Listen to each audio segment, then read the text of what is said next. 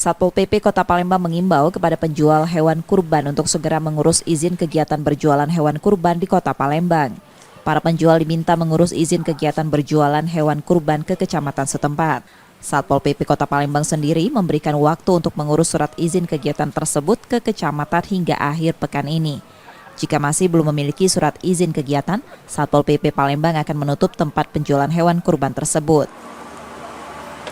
Ini karena sudah berdiri, sudah berjalan kegiatan penjualan hewan kurbannya, kami mintakan kepada para pelaku usaha untuk segera melengkapi permohonan ke pemerintah Kota Palembang, ditujukan kepada camat melalui lurah. Pasti ada kita pasti berikan sanksi, ya kita tutup, ya kita tutup. Jadi dia tidak boleh melakukan jual beli di lokasi tersebut. Izin sendiri baru akan dikeluarkan jika memenuhi 3 persyaratan, mulai dari hewan yang dijual sehat, tempat pembuangan limbah, serta keamanan. Nur Muhammad, Kompas TV, Palembang, Sumatera Selatan.